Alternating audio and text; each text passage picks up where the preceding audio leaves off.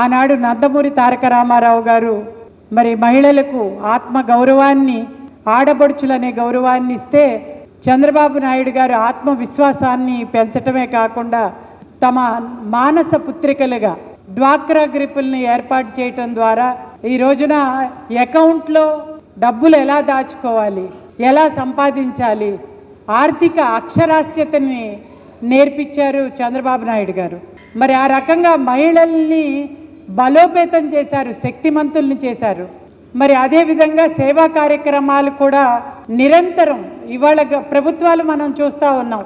ఒక రకమైన నియంత ప్రభుత్వం, నియంతృత్వ ప్రభుత్వం, దోపిడీ ప్రభుత్వం, అవినీతి ప్రభుత్వంగా ఇవాళ ఎన్ని రకాలుగా ఎలా ప్రవర్తిస్తూ ఉన్నాయో మనం చూస్తూ ఉన్నాం. విధ్వంసం, ఎక్కడ చూసినా కూడా విధ్వంసం. మరి రాష్ట్రం విభజన జరిగి 5 సంవత్సరాల కాలంలో 33,000 ఎకరాలు రైతుల దగ్గర నుంచి ఉచితంగా భూసేకరణ చేశారంటే అది చంద్రబాబు గారి మీద ఉన్న నమ్మకం.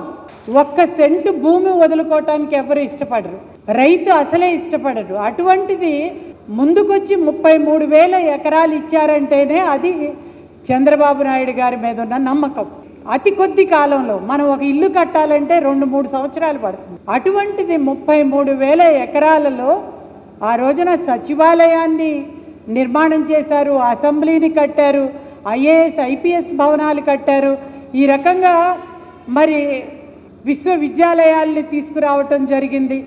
ఇన్ని కేవలం 5 సంవత్సరాల కాలంలో పూర్తి చేస్తే ఈ ప్రభుత్వ అధికారంలోకి వచ్చి ఏం చేసిందో మనందరం చూసాం. విధ్వంసంతో, ప్రజావేదికను కూల్చటంతో ఈ రోజున పాలనని మొదలు పెట్టడమే కాకుండా పరిశ్రమలన్నీ కూడా దూరం చేశారు మనకి. ఇప్పుడు వరకు మనకి సురేష్ గారు చెప్పారు, మాకు విత్తనం వేసిందే చంద్రబాబు నాయుడు గారు, కాబట్టే మేము విదేశాల వరకు వెళ్ళి మేము చదువుకోవటమే కాకుండా ఎంతోమందికి ఉద్యోగ అవకాశాలు కల్పించారు. మరి ఇవాళ మనకి ఉన్న పరిశ్రమలన్నింటినీ కూడా సాగనంపేశారు. మనందరం చూసాం కదా, కేవలం ఒక్క రాజధానిని మాత్రమే అభివృద్ధి చేశారని ఒక అపవాదు వేశారు. కానీ అన్ని జిల్లాలని కూడా అభివృద్ధి చేశారు చంద్రబాబు నాయుడు గారు. అటు అనంతపురంలో కియా కార్ల పరిశ్రమ పెట్టి ఎంతో మందికి ఉద్యోగ అవకాశాలు ఇచ్చారు. మరి అంతేకాకుండా వాళ్ళ ద్వారా 4,000 కోట్లు ప్రతి సంవత్సరం కూడా పన్నులు కట్టడం ద్వారా ఆ జిల్లాని అభివృద్ధి చేయటమే కాకుండా మళ్ళీ ఇంకా అనుబంధ పరిశ్రమలు వచ్చే పరిస్థితుల్లో మరి వాటిని ఈ ప్రభుత్వ అధికారంలో వచ్చి సాగనంపారు అవినీతి, తన అవినీతితో. రేపు రాబోయే రోజున మనం సైకిల్ గుర్తుకు ఓటేద్దాం. తెలుగుదేశం ప్రభుత్వం, జనసేన సకీర్ణ ప్రభుత్వానికి అఖండ విజయం చేకూరుస్తాం. మరి మన బిడ్డలందరికీ కూడా నిరుద్యోగ భృతి, ఉద్యోగం వచ్చే వరకు నెలకి 3,000 రూపాయలు అకౌంట్లో పడతాయి. సంవత్సరానికి 36,000 రూపాయలు. ఏమా ఇప్పటి వరకు ఎవరైనా వేశారా? మరి పిల్లలు నిజంగా చదువుకొని ఉద్యోగాలు రాలేదని ఎంత మనోవేదన పడటం మనందరం చూస్తాం. మరి ఆ రకంగా ఈ రోజున సూపర్ 6 అని చెప్పి చంద్రబాబు నాయుడు గారు మరి ఈ కార్యక్రమాల్ని ఏర్పాటు చేయటం జరిగింది. మరి మీరు అడగొచ్చు, ఇప్పుడు ఉన్న ప్రభుత్వాలు ఇవే ఇవ్వలేకపోతా ఉన్నాయి, మరి మాకు ఎలా ఇస్తారు అని చెప్పి. చంద్రబాబు గారికి సంపద సృష్టించటం తెలుసు.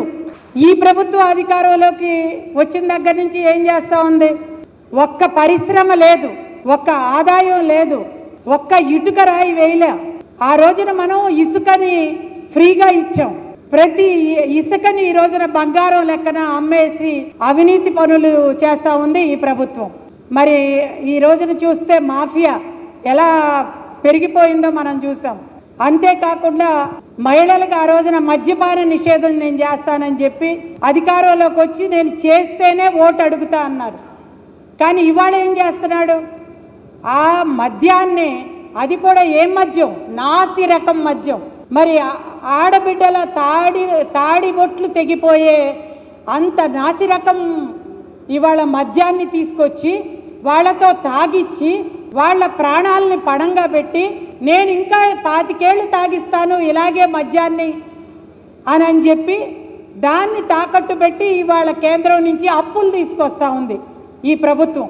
మనకు కావాల్సింది ఆంధ్ర రాష్ట్ర అభివృద్ధి, అవినీతి రహిత ఆంధ్ర రాష్ట్రం మనకు కావాలి.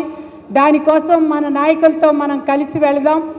మరి మన ఆడబిడ్డలందరూ కూడా ఈ రోజున ఏదైతే మనల్ని శక్తిమంతులుగా తయారు చేయటానికి మన జనసేన తెలుగుదేశం ప్రభుత్వం ముందుకు వెళ్తా ఉందో దానితో పాటు వెళ్దామని చెప్పి మరొక్కసారి తెలియజేస్తూ సెలవు తీసుకుంటున్నాను.